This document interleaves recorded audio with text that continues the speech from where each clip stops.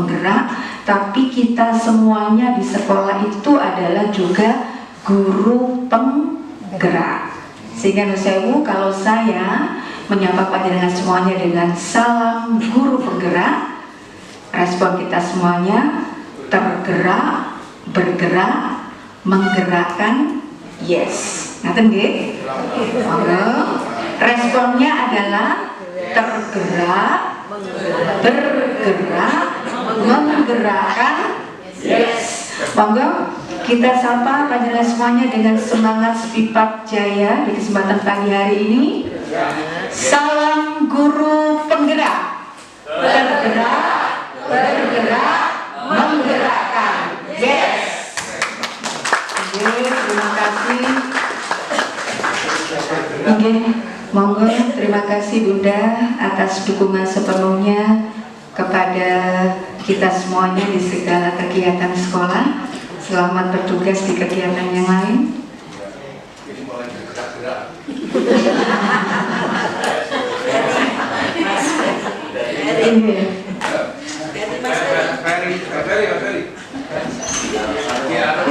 Bapak Ibu, ini nanti yang paling penting Bapak Ibu, kalau secara teori nanti akan saya share di grup SMP 4. Namun yang paling penting nanti adalah bagaimana dalam satu kasus atau kondisi ketika salah satu peserta didik ini butuh pendampingan berkaitan dengan pembiasaan atau tata tertib yang belum bisa dilaksanakan, nanti itu ada yang namanya segitiga restitusi.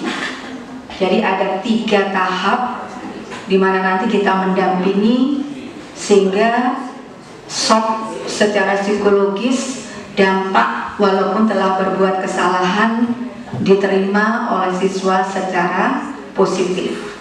Termasuk nanti monggo kita refleksi, tidak apa-apa, jujur saja termasuk saya, dari 5 kontrol itu tadi yang disampaikan oleh Bu Yayu, itu kita masuk kategori yang mana?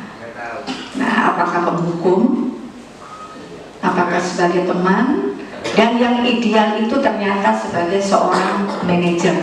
Nah, nanti kita bahas satu persatu ya Bapak Ibu. Ini hanya sekedar ilustrasi saja latar belakangnya Bapak Ibu, karena otomatis beberapa waktu yang lalu di kegiatan literasi seluruh siswa sudah mendapat pemahaman berkaitan dengan keyakinan kelas. Kita sudah memiliki tata tertib Bapak Ibu, tetapi masing-masing kelas harus memiliki keyakinan kelas yang dulu dikenal dengan kesepakatan kelas. Mengapa pada akhirnya sampai Kemdikbud itu memberikan satu istilah khusus keyakinan? Setelah ditelusuri, kalau tata tertib itu jelas tidak 2 arah. Walaupun seharusnya pembuatan tata tertib itu harus mengikutsertakan semua stakeholder, baik itu wakil Bapak Ibu guru, wakil orang tua, wakil dari Pagos, komite, lingkungan warga sekitar, itu kan idealnya. Tetapi pada kenyataannya yang namanya tata tertib itu biasanya 1 arah dibuat oleh sekolah. Anak hanya mengikuti peraturan. Kesepakatan sudah pernah dilaksanakan, merasakan kesepakatan bagaimana dari aturan itu disepakati untuk dilaksanakan, ternyata refleksinya masih belum dilaksanakan secara maksimal. Kemudian di kegiatan di era Merdeka Belajar ini ada satu istilah yang harus menjadi pemahaman bersama, yaitu keyakinan kelas,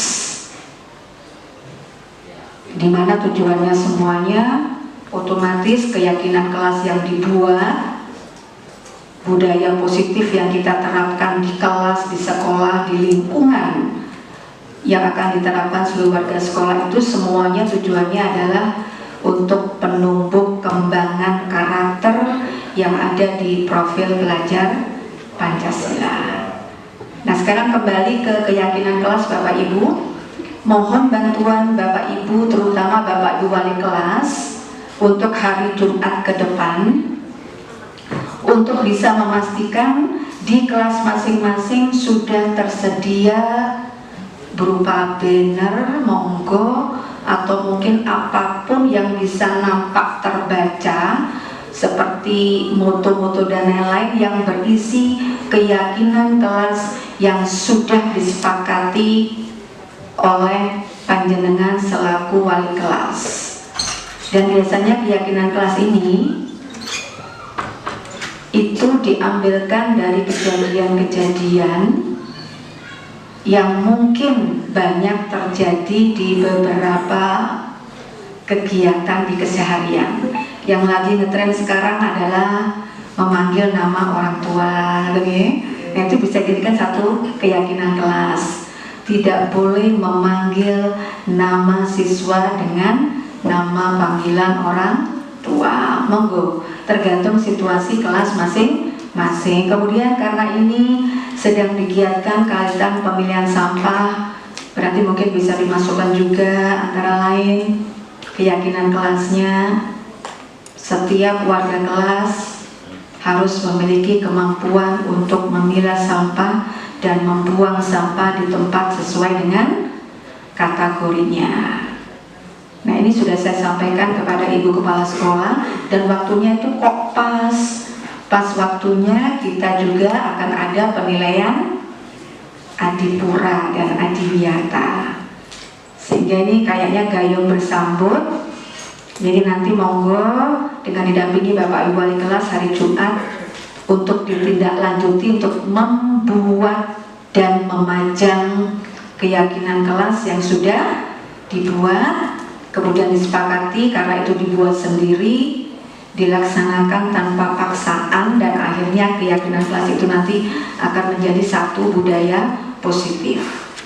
Budaya positif ini tidak muluk-muluk Bapak Ibu yang terjadi di keseharian kita, namun yang diharapkan konsisten dilaksanakan oleh siapapun juga.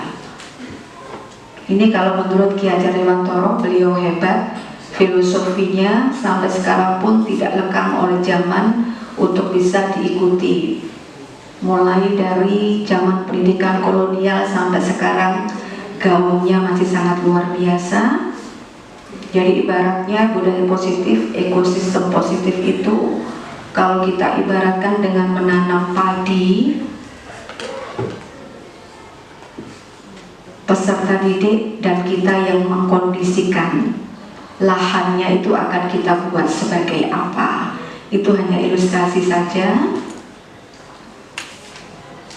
Ini hanya berkaitan dengan teori-teori yang nanti akan saya sampaikan, saya share di grup SMP 4. Yang paling penting Bapak Ibu monggo, ini nanti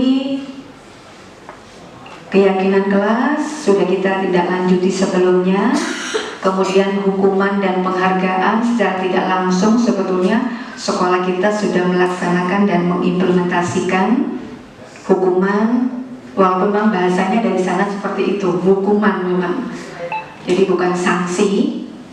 Itu sudah kita terapkan melalui kedisiplinan tata tertib sekolah dan penghargaan setiap hari Senin.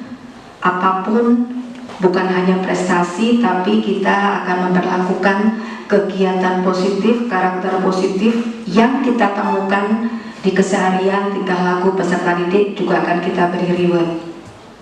Sekedar memberikan informasi, beberapa waktu yang lalu ada salah seorang peserta didik yang karena ya kecekatannya lari-lari guyon dengan temannya memecahkan pot.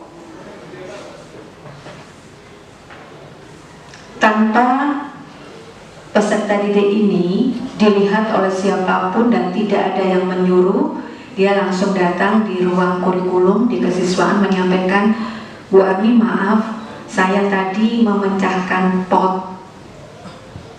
Saya langsung surprise. Kemudian secara respon saya menyampaikan, loh tadi kamu kok langsung bisa kesini, kira-kira yang mengarahkan ada siapa, atau ketemu bapak ibu guru atau siapa? Dia menyampaikan, tidak Bu, saya kesini karena saya merasa saya harus bertanggung jawab. Kemudian langsung saya ajak ke TKP-nya, memang potnya ya hancur bapak ibu di pojok itu. Kemudian sempat saya dokumentasikan, anak ini sebetulnya merasa bersalah. Bu, saya malu. Loh, kamu jangan malu, malahan kamu top. Jangan dilihat dari kesalahanmu, lihatlah karakter tanggung jawab, berani, kemudian percaya diri dan jujur yang sudah coba kamu sampaikan kepada kita. Kamu nanti akan kita jadikan contoh. Kemudian kegiatan ini saya konsultasikan kepada ibu kepala sekolah, dan nanti insya Allah di hari Senin akan ada penghargaan sebagai inspiring student. Jadi peserta didik yang menginspirasi, walaupun dari hal-hal yang paling sederhana. Jadi nanti peserta didik yang bersangkutan akan mendapatkan piagam penghargaan. Jadi kita mulai dari hal-hal yang paling kecil Bapak Ibu. Kemudian kebutuhan dasar manusia, kemudian posisi kontrol, ini nanti akan kita bahas sekaligus refleksi, dan nanti mungkin ada satu kasus pelanggaran tata tertib yang mungkin akan kita angkat supaya semua dari kita paham bagaimana mengkondisikan kesalahan pendampingan kita di keseharian dengan menggunakan segitiga restitusi. Ya Bapak Ibu, nun sewu, panjenengan bisa mengepangkan tangan begini? Nun sewu, saya tanya ke panjenengan, yang menentukan tangan ini akan kita buka dan tidak itu siapa? Kita. Ya betul, Pak Catur lantang luar biasa. Kita sendiri. Gitu Bapak Ibu? Nah, ini berkaitan dengan alat kontrol kita ketika kita dihadapkan mematuhi aturan yang berkaitan dengan keyakinan. Jadi sebetulnya kontrol itu pada diri sendiri. Itu yang akan kita ketuk Bapak Ibu dengan budaya positif melalui pelaksanaan segitiga restitusi. Aturan is aturan, rule is rule. Punishment, hukuman, sanksi ada pasti. Tapi bagaimana peserta didik yang bersangkutan ini agar tetap merasa menjadi salah seorang sosok positif yang kemudian akan berkembang karakternya demi masa depannya secara positif pula. Ini membutuhkan peran kita bersama melalui pembiasaan di mana mungkin pelanggaran itu terjadi. Nah ini Bapak Ibu, ilusi guru mengontrol murid. Kritik dan membuat orang merasa bersalah itu dapat menguatkan karakter. Nah, orang dewasa memiliki hak untuk memaksa. Nah, bisakah kita mengontrol seseorang? Ternyata tadi jawabannya tidak bisa. Walaupun dengan aturan, dari dasar hati sebetulnya pengontrolnya adalah diri kita sendiri. Kalau ini makna disiplin, otomatis semua dari kita sudah menjalani Bapak Ibu. Jadi merupakan kepatuhan. Tapi rupa-rupanya fenomenanya kadang-kadang berubah, karena disiplin ini ternyata sekarang itu menjadi sesuatu yang dilakukan seseorang pada orang lain untuk mendapatkan kepatuhan. Walaupun kita punya motto gitu, bekerja tanpa diperintah, disiplin tanpa diawasi. Tapi kadang-kadang itu pro kontra dengan refleksi kita sendiri kalau boleh kita jujur. Nah otomatis kecenderungan kalau disiplin itu telah berubah menjadi sesuatu yang dilakukan seseorang pada orang lain untuk mendapatkan kepatuhan. Nah ini ada satu fenomena yang menghubungkan kata disiplin dengan ketidaknyamanan. Bukan sesuatu yang harus kita hargai atau sesuatu yang memiliki tujuan positif. Nah ini Bapak Ibu, teori saja motivasi kehidupan manusia. Kalau motivasi itu bisa dari diri sendiri, bisa dari eksternal, tentunya untuk tujuan disiplin positif. Nah, ini Ki Hajar Dewantoro, Bapak Pendidikan kita, sekarang lagi gencar pelaksanaan kurikulum Merdeka, Merdeka Mengajar, di mana seluruh dari kita, Bapak Ibu Guru, diharapkan bisa bersama-sama tergerak, bergerak dan menggerakkan. Arti merdeka itu sendiri tidak hanya terlepas dari perintah, akan tetapi juga cakap untuk memerintah diri sendiri untuk melakukan hal-hal yang positif, bukan atas kendali orang lain atau rule atau aturan. Jadi istilahnya yang diketuk ini self reflection dari siswa kita sendiri. Ini budaya positif, lingkungan positif. Alhamdulillah sekolah kita sudah memiliki dengan berbagai contoh pembiasaan. Keyakinan kelas sudah mulai bergerak. Di tiap kelas memiliki dan sudah diskusi antar teman, warga kelas, dan nanti ditindaklanjuti Bapak Ibu Wali kelas untuk dipajang menjadi satu budaya positif yang kemudian insya Allah akan jadi kesepakatan kelas untuk dilaksanakan bersama. Nah, ini tadi kita flashback Bapak Ibu, mengapa kok nggak peraturan saja, kenapa harus keyakinan kelas? Nah, tadi sudah kita singgung, kalau peraturan itu biasanya satu arah Bapak Ibu, tetapi kalau keyakinan insya Allah ini sudah global, menyeluruh, di mana yang membuat juga sebagai pelaksana dan juga dilaksanakan dengan penuh tanggung jawab. Ini salah satu contoh implementasi budaya positif di sekolah yang berkaitan dengan keyakinan kelas yang saat ini mungkin sedang terjadi di peserta didik kita. Tidak boleh berkata kotor, tidak boleh memanggil teman dengan nama orang tua, melaksanakan piket kelas dengan tertib, membuang sampah di tempat sampah sesuai jenisnya, dan ini yang masih banyak terjadi, seragam dan atribut harus lengkap sesuai tertib. Nah, ini Bapak Ibu. Kemudian sebetulnya nilai-nilai kebajikan itu nilai-nilai kebajikan universal secara umum, dan ini juga dipertegas oleh WHO juga, itu sudah kita laksanakan yang ada di pintu gerbang itu, di Gora besar, 14 karakter positif yang kemudian disederhanakan menjadi 6 di karakter profil pelajar Pancasila. Pokoknya intinya semua karakter yang bisa menumbuh kembangkan karakter peserta didik itu adalah merupakan nilai kebajikan yang harus kita terapkan. Nah, coba ini Bapak Ibu, kita telah bersama keyakinan kelas atau nilai kebajikan yang dituju kira-kira apa ini? Kalau ada peraturan, selalu kembalikan buku ke tempatnya. Apa kira-kira? Apakah tanggung jawab? Apa kira-kira?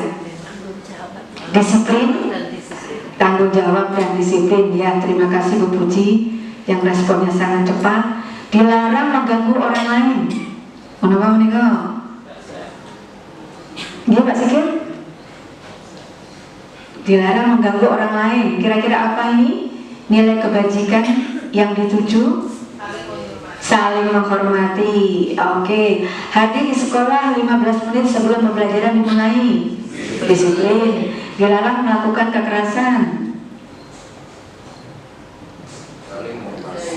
Kita buka saja nih. Nah, ini tanggung jawab. Dilarang mengganggu orang lain, menghormati orang lain dan diri sendiri. Disiplin, komitmen, dilarang melakukan kekerasan berkaitan dengan menghormati orang lain, keselamatan, dilarang menggunakan narkoba, kesehatan, bergantian atau menunggu giliran, menghormati orang lain juga, gunakan masker, kesehatan dan keselamatan, kemudian jangan berlari di kelas atau koridor. Jadi nanti berkaitan dengan keselamatan dan keamanan. Ini salah satu contoh saja Bapak Ibu. Kemudian juga diteliti Bapak Ibu, penumbuh kembangan pendidikan karakter ini dengan dihukum oleh penghargaan. Ternyata pengaruhnya jangka pendek, jangka panjang. Penghargaan menghukum, penghargaan mengurangi ketepatan, tidak efektif dan merusak hubungan. Karena kadang-kadang kita secara jujur, mulai dari sekarang ini apapun yang kita lakukan itu diharapkan betul-betul dari diri kita sendiri. Dan kita sudah sering menyampaikan kepada siswa, tolong anak-anak, peningkatan disiplin tata tertib itu dimulai dari diri sendiri, bukan karena paksaan, bukan karena tata tertib, bukan karena punishment. Nah, ini tindakan guru. Bapak Ibu mohon berhati-hati. Maksud kita baik, memberikan sanksi, hukuman, efek jera kepada peserta didik yang kita dampingi karena melakukan satu keyakinan, kesepakatan yang tidak mereka lakukan. Karena sekarang ini sudah ada skema yang jelas yang disebut dengan hukuman, sanksi atau konsekuensi. Diharapkan pendampingan yang kita berikan kalau ada siswa melanggar tata tertib itu nanti masuk kategori sanksi atau konsekuensi. Jadi disesuaikan dengan pelanggarannya. Mungkin beberapa waktu yang lalu dengan pemahaman kita yang belum 100% dapat wawasan seperti ini, dan banyak juga dilakukan oleh Bapak Ibu guru pendahulu kita. Misalnya salah seorang peserta didik melakukan kesalahan, hukumannya itu kadang tidak ada kaitannya dengan yang sedang dilakukan. Contohnya tidak mengerjakan PR. Kalau dulu kan masih banyak Bapak Ibu, ya wes gak kerjaan PR, melayu lapangan wes pimpindo.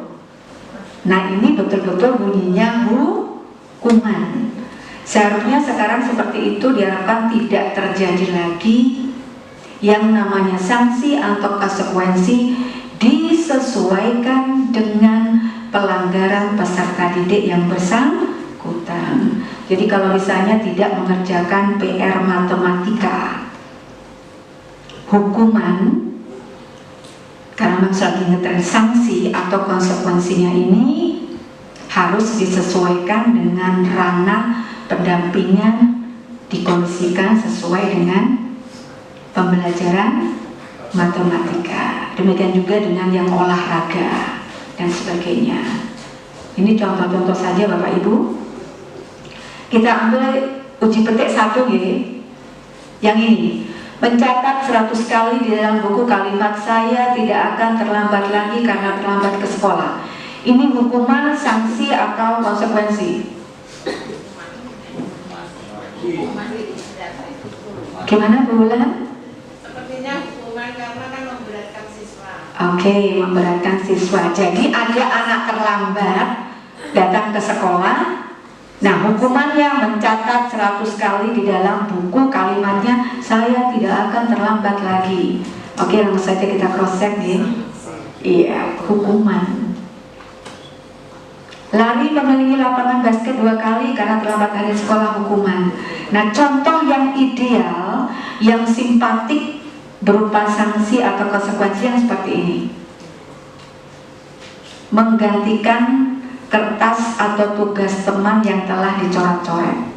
Jadi langsung direct nanti. Jadi mungkin guyon, usil dengan teman, kertas teman dicoret-coret, atau kemudian kadang-kadang misalnya sembari bisa menerima nggih? Halo? Bisa nggih? Nggih. Untuk membedakan sanksi atau konsekuensi dan hukuman. Nah, ini Bapak Ibu perbedaannya secara jelas. Monggo nanti bisa kita telaah bersama. Antara lain kalau hukuman itu sesuatu yang menyakitkan harus terjadi. Kalau sanksi itu sesuatunya harus terjadi. Kalau hukuman, anak itu membenci. Tapi kalau dengan sanksi, anak akan merespon. Kemudian kalau hukuman, anak belajar menyembunyikan kesalahan karena takut. Tapi kalau konsekuensi, anak belajar mematuhi aturan karena dia tahu kalau akan dapat konsekuensi, selesai ya selesai, beres. Tapi kalau hukuman, kadang-kadang sudah diberi hukuman, dicatat, dititani bisa. Ya kan, kebanyakan dari kita kan begitu nih. Kadang-kadang secara refleksi itu kita itu masuk dalam kategori membuat siswa merasa bersalah. Nah itu harus sering kita hindari. Nah ini Bapak Ibu yang paling penting 5 posisi kontrol kita. Apakah kita termasuk penghukum, pembuat orang merasa bersalah, teman, kemudian pemantau atau manajer. Ini ada contohnya Bapak Ibu. Nih, ini penghukum contohnya. Ada satu kesalahan peserta didik, contohnya terlambat, kemudian kita dengan suara tinggi, bahasa tubuh yang sudah keberget, atau mungkin dengan jari, tapi insya Allah di SMP 4 tidak ada seperti ini. Tapi mungkin kadang-kadang gaya bahasa kita yang masih, sebetulnya tujuan kita itu bagus, tapi kadang-kadang komunikasi penyampaian kita yang kadang-kadang karena emosi kita juga naik turun, kadang-kadang tercetus. Iki telat Kamu kenapa toh kok selalu datang terlambat? Kapan toh mungkin tepat waktu? Bosen aku ngurung dulu. Kadang-kadang secara spontanitas itu kan kita tidak sadar Bapak Ibu, tujuan kita sebetulnya bagus, ingin memberikan shock terapi pada siswa yang bersangkutan, tapi ternyata secara psikologis ketika dikategorikan, dan ini merupakan teori yang secara pasti akan diterapkan di kurikulum Merdeka dan Merdeka Belajar, sehingga diharapkan semua dari kita untuk bisa melaksanakan. Nah sekarang monggo kita refleksi, andaikan kita menjadi siswanya, bagaimana perasaan kita kalau ada guru ketika kita terlambat, kemudian dengan gaya atau style yang seperti ini? Apa yang kita rasakan Bapak Ibu? Kalau misalnya panjenengan sebagai siswanya telat, jangan ini bu guru ini, apa kira-kira?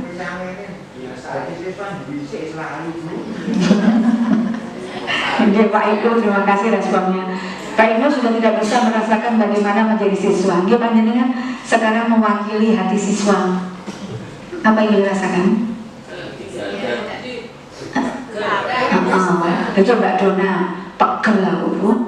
Kusimpan dalam hatiku kepegelanku, kan ya? Nah berarti kan ada sesuatu di hati siswa.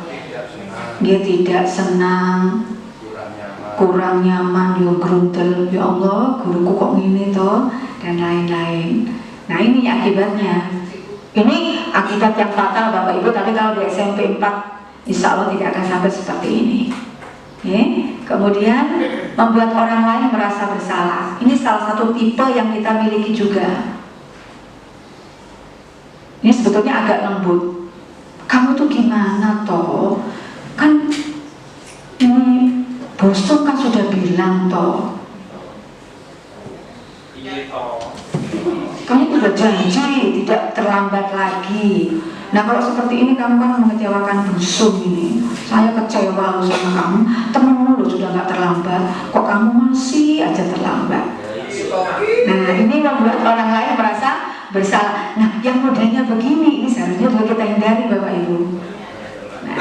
Tapi sebenarnya ketika peneguran kan tujuannya penyadaran, mereka dibuat merasa bersalah memang. Karena kalau kemudian kalimat itu tidak boleh, terus gimana?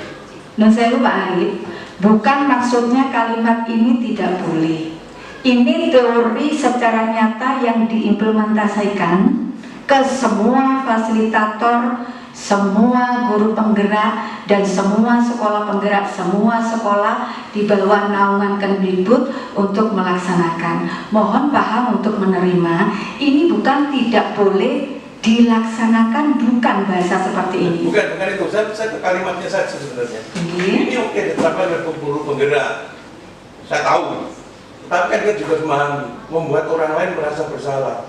Kalau yang kita hadapi itu memang bersalah, kan memang tujuannya itu, membuat mereka menyadari kesalahannya. Nah ini, oleh karena itu kan ada 5 posisi kontrol guru kan Bapak Ibu. Ini yang kedua. Nah kita nanti refleksi 5 posisi kontrol guru ini yang mana yang bisa kita terapkan di sekolah agar anak-anak itu merasa terdampingi ketika melakukan budaya positif. Jadi mohon semua apapun informasi ataupun kategori 5 posisi kontrol ini bisa diterima dengan bijaksana dan disesuaikan dengan kondisi peserta didik di satuan pendidikan masing-masing. Satu pertanyaan. Berarti kita tidak boleh membuat siswa merasa bersalah. Loh, bukan tidak boleh, kita ini refleksi, okay? Karena dari 5 posisi kontrol itu ada yang paling ideal yang harus kita lakukan, yaitu sebagai manajer.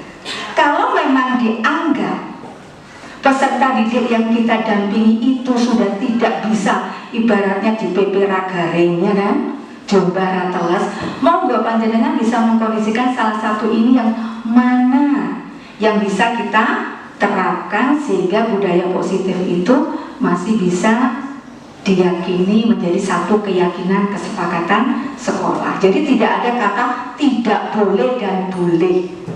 Kebijakan sekolah masing-masing yang paling tahu di batas mana peserta didiknya itu mentaati tata tertib dan berbagai kebijakan sekolah. Dia pulang. Mungkin gini Bu Ani, bahasanya saja yang bisa diubah. Kalau anak itu bersalah, bahasa kita buat bahasa yang positif. Mohon maaf, saya tidak bisa merubah dari bahasa ini, okay? Jadi membuat orang lain merasa bersalah. Ini bukan buatan saya. 5 posisi kontrol itu bukan buatan saya. Ini teori dari The Expert One, pakarnya.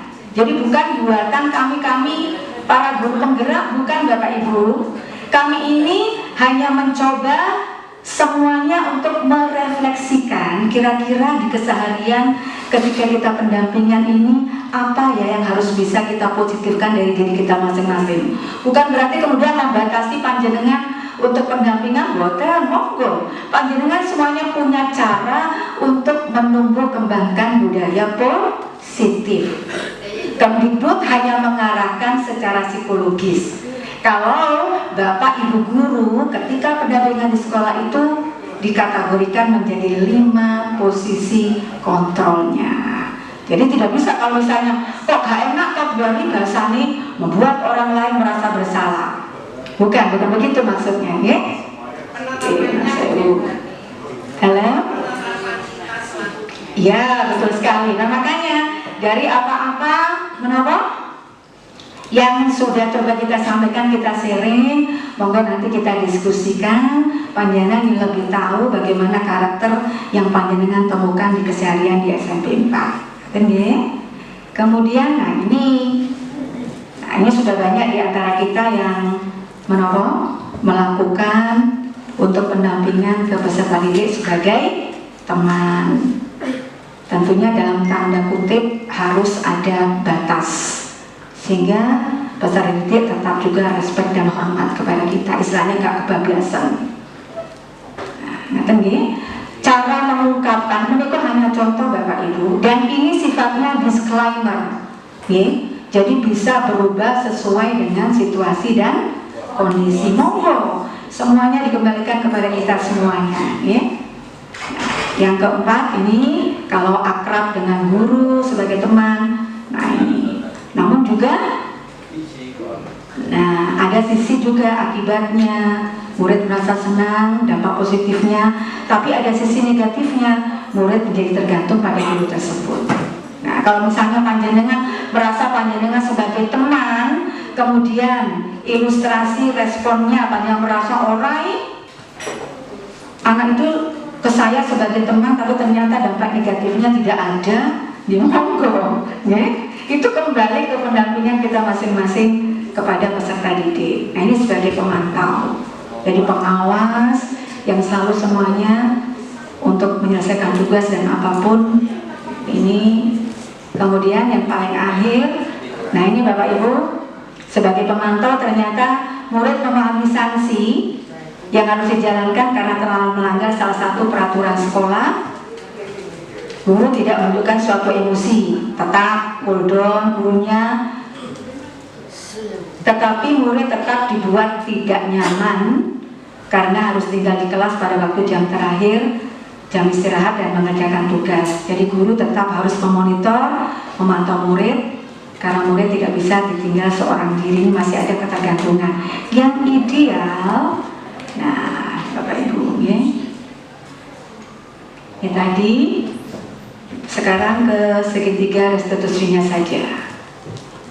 Jadi segitiga restitusi itu Bapak Ibu, ada satu kasus, misalnya anak terlambat. Anak terlambat ini kemudian kita dampingi dengan melalui 3 pendampingan. Yang pertama, itu yang disebut dengan menstabilkan identitas. Sangat paham bagaimana untuk penerapan budaya positif di SMP 4 yang kebetulan juga pembina OSIS yang sering menangani pelanggaran tata tertib siswa. Nah, ketika tahu Mas Hanif ini terlambat, Pak Titus itu pertama kali langkahnya adalah menstabilkan identitas dengan menyampaikan ilustrasi. Pak Titus, intinya adalah setiap orang itu bisa berbuat salah. Pak Titus dulu juga pernah ketika jadi siswa itu ya terlambat. Jadi seolah-olah Mas Hanif ini ada teman curhat, tidak sendiri, menjadi seseorang yang panjenengan terima dengan apapun kesalahannya. Itu namanya menstabilkan identitas. Jadi setiap orang itu pernah berbuat salah. Menurut saya udah paham Ibu, seseorang itu berbuat salah itu pasti ada dasar atau alasan yang tidak terpenuhi. Gitu? Coba kalau Mas Hanif terlambat. Kira-kira kenapa kok terlambat Mas Hanif? Nah, tidurnya terlalu malam. Berarti kan ada sesuatu yang tidak terpenuhi. Manajemen waktunya berarti kurang. Monggo Pak Titus, coba diawali Pak Titus. Fase menstabilkan identitas Pak Titus. Monggo, nggih.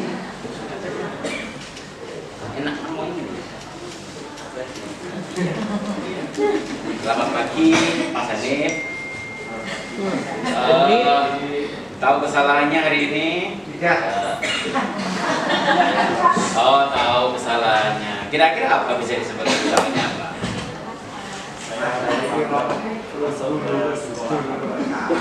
Penyebabnya apa kok bisa terlambat? Ya, saya apa penyebabnya kira-kira Mas Hanif kok terlambat? Main game ya? Oh, main game. Sampai jam berapa malam?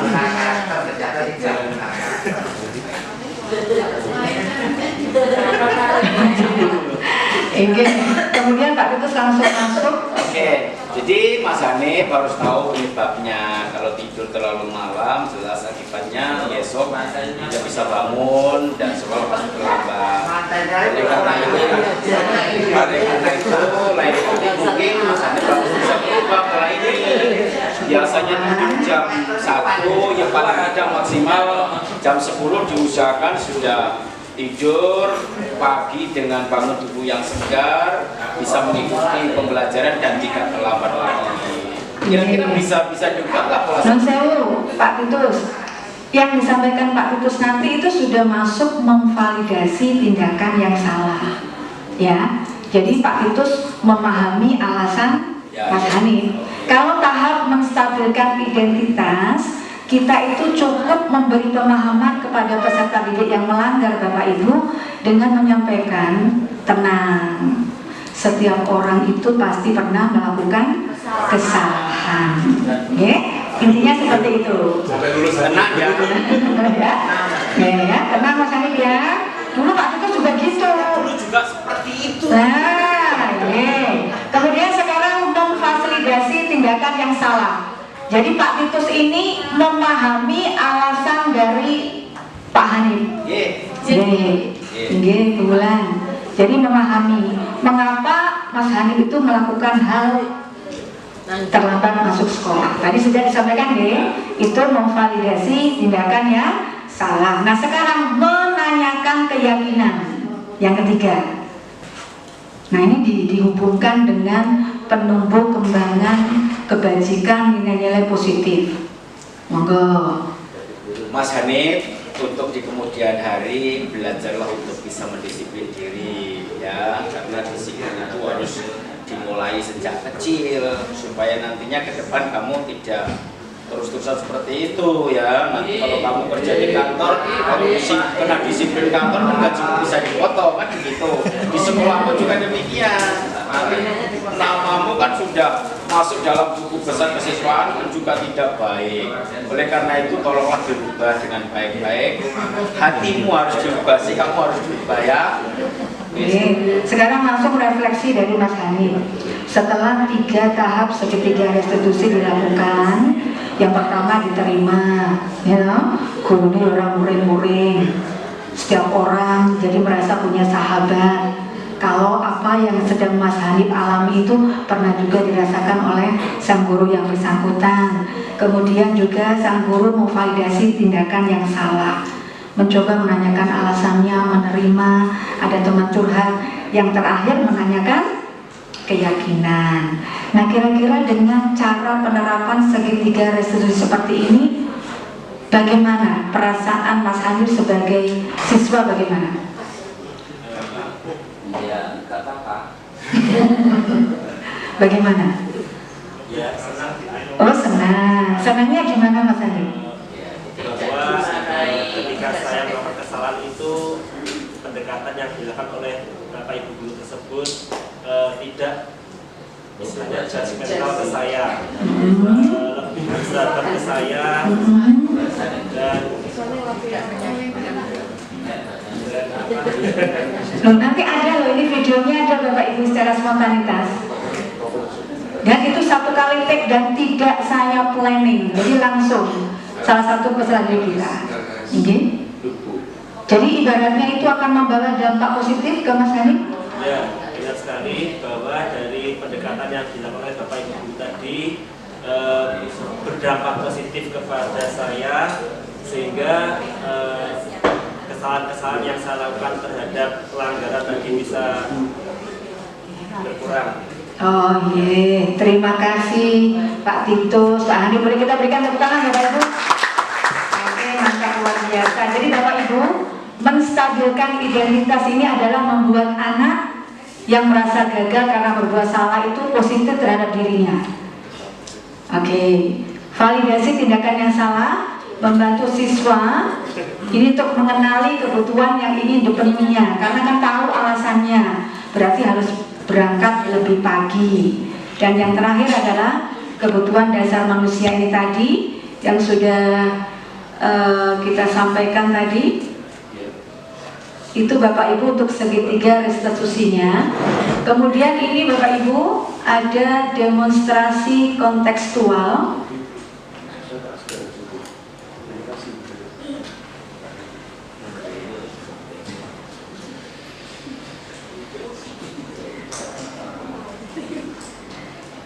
Jadi ini saya mengambil Matias Bapak Ibu. Kok tidak ada suaranya ini? Mas Arif bisa bantu Mas Arif?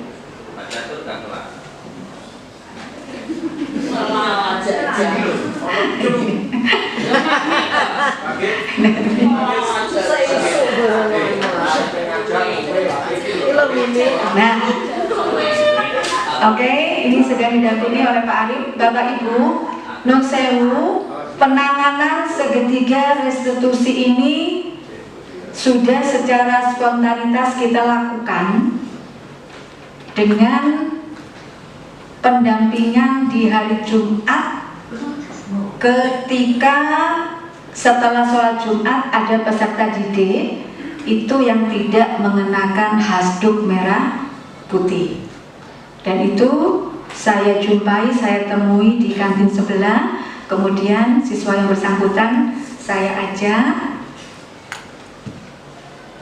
ke ruang kurikulum, kemudian terjadi dialog dan saya mencoba untuk mendampingi peserta didik yang telah melanggar tata tertib dengan melalui penerapan segitiga restitusi, termasuk di sana nanti si Matias ini juga merefleksikan apa yang kamu rasakan.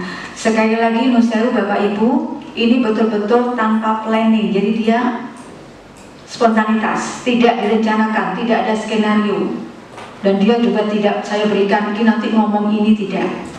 Jadi betul-betul pure, asli, natural kemampuan komunikasinya. Ya. Dan nanti mohon Bapak Ibu, kalau panjenengan nanti kami minta, mohon maaf, karena nanti saya akan dikunjungi oleh pengajar praktik setelah lokakarya kedua. Pengajar praktik itu nanti akan datang ke sekolah kita, kemudian akan juga secara acak untuk bertanya kepada panjenengan dan meminta bukti nyata, aksi nyata dari apa yang sudah saya imbaskan ke panjenengan. Jadi jika memungkinkan, monggo panjenengan untuk membuat video singkat penerapan dari segitiga restitusi. Nah, nanti itu akan bisa saya masukkan ke link, ya. Terima kasih Pak Arif.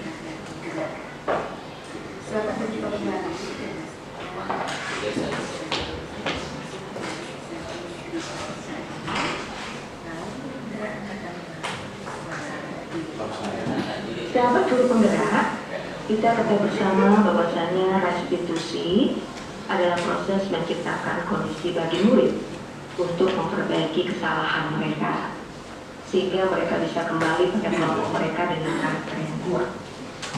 Restitusi bukan untuk menebus kesalahan, melainkan sebuah tawaran dan bukan paksaan. Restitusi ini juga membantu murid menjadi lebih memiliki tujuan, disiplin positif, memulihkan dirinya setelah buat kesalahan. Sebagaimana wawasan yang sudah kita oleh, bahwasanya penerapan restitusi yang pertama adalah menstabilkan identitas. Kemudian kita akan mencoba untuk validasi tindakan yang salah, dan pada akhirnya kita pada proses mengaitkan keyakinan. Saya akan berbagi informasi pada kegiatan demonstrasi kontekstual modul 1.4 yang mengusung tema budaya positif melalui penerapan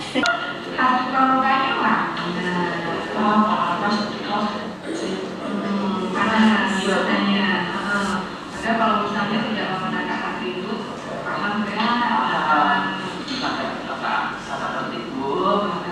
sebenarnya paham ya, paham. Ya lain kali kalau semuanya bisa menyesuaikan. Panas, tentunya enggak. Kalau misalnya di pasar pahiman, siap. Ya Allah, itu tidak wah, itu. Terus kalau sudah merasa kenapa namanya itu dipakai mainan gitu, masa kamu ada juga. Oh gitu, iya, kita sama gitu. Iya, iya, oke.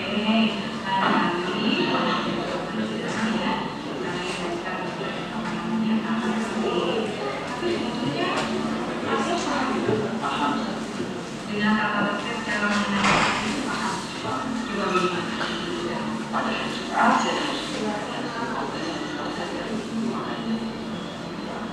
ya, lain kali aku yang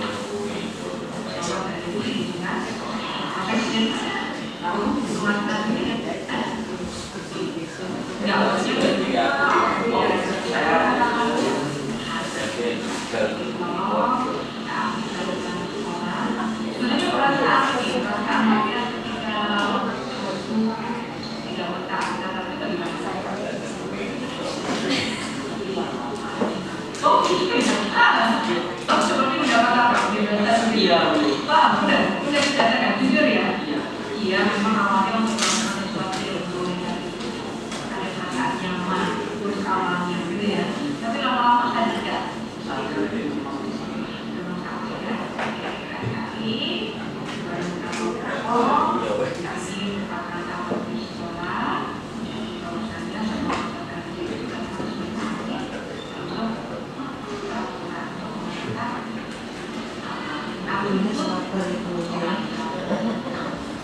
Pas tanggal muda. Langsung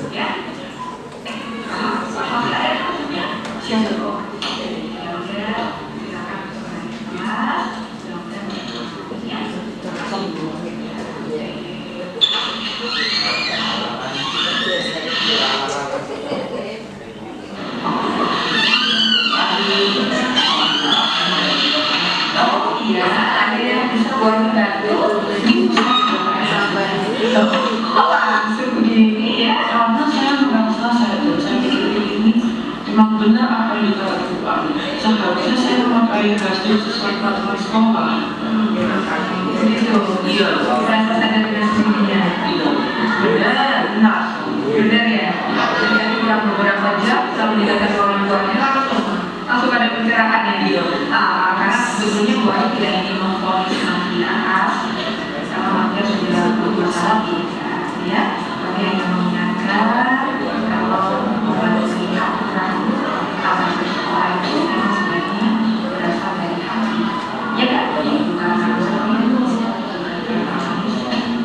kita sekarang kembali tulisannya dengan Mafiasnya. Kira-kira setelah Mafias memakai seragam dengan hati berapa sekarang itu? Saya seperti wah ini anak rajin, saya bisa melalui tata tertib di sekolah. Saya nanti juga bisa memperingati teman-teman saya yang mungkin dulu seperti saya. Oh gitu ya. Jadi ingin memberikan pelajaran lah ya, contoh kepada teman-teman. Tapi kira-kira Mafias dengan Bu Ani tadi sempat ngobrol itu merasa tersinggung nggak ketika Bu Ani? Istilahnya Bu Ani nggak pernah Bu Ani kan mengingatkan gitu ya. Merasa tersinggung nggak? Mungkin iya, tapi saya pikirnya Bu Ani hanya mengingatkan saya kalau yang saya lakukan itu salah. Tapi sadar ya? Kira-kira dampak positifnya bagaimana? Positifnya itu saya jadi tahu kalau saya itu seharusnya mengikuti tata tertib sekolah. Saya tidak lepas saya setuju. Sebenarnya bisa dan dia bisa ya. Jadi semua orang tuh bisa membuat kesalahan ya. Tapi Mafias sendiri dan sekali orang yang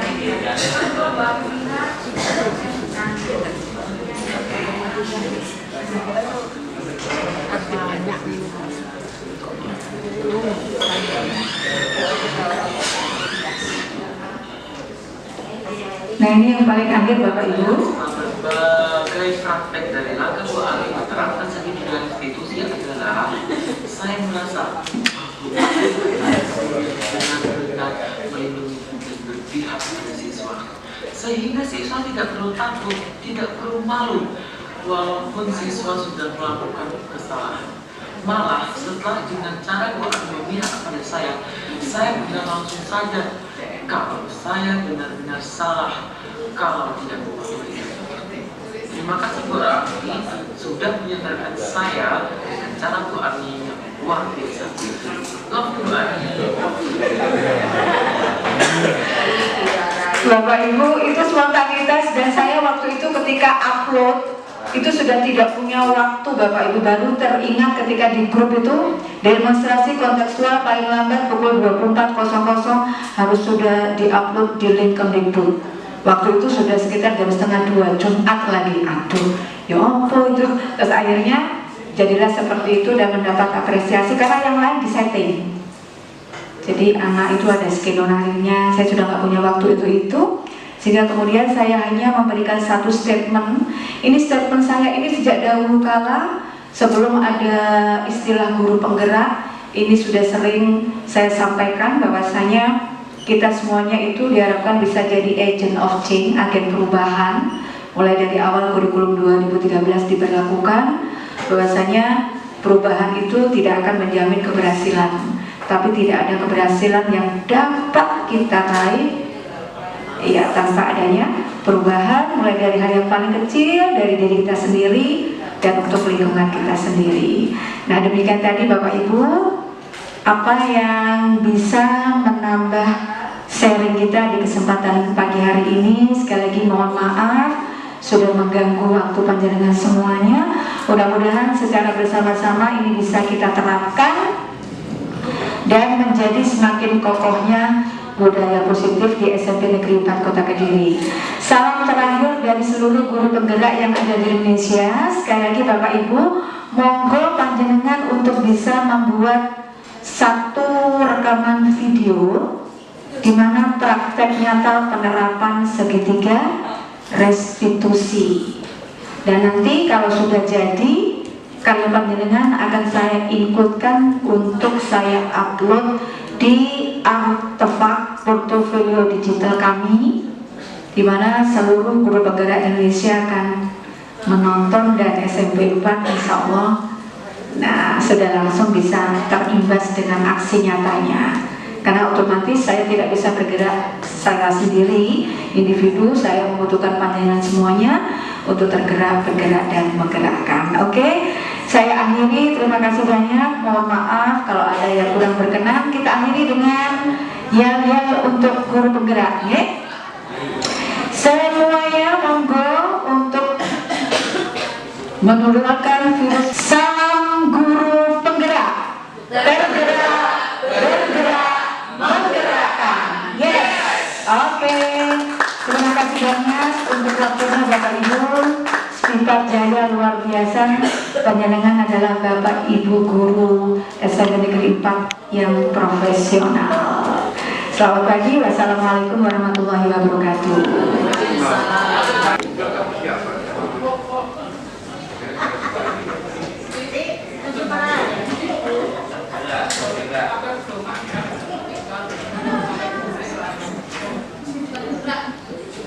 Ikut pembebasan modul. Tergerak, bergerak, menggerakkan. Yes. Oke, terima kasih. Oke, monggo terima kasih Bunda atas dukungan sepenuhnya kepada kita semuanya di segala kegiatan sekolah. Selamat bertugas di kegiatan yang lain. Harus mengikutsertakan semua stakeholder, baik itu wakil Bapak Ibu guru, wakil orang tua, wakil dari Pagos, komite, lingkungan warga sekitar, itu kan idealnya. Tetapi pada kenyataannya yang namanya tata tertib itu biasanya satu arah dibuat oleh sekolah. Berkaitan dengan pembiasaan atau tata tertib yang belum bisa dilaksanakan, nanti itu ada yang namanya segitiga restitusi. Jadi ada 3 tahap di mana nanti kita mendampingi sehingga shock secara psikologis, dampak walaupun telah berbuat kesalahan diterima oleh siswa secara positif. Termasuk nanti monggo kita refleksi, tidak apa-apa, jujur saja termasuk saya. Dari 5 kontrol itu tadi yang disampaikan oleh Bu Yayu, itu kita masuk kategori yang mana?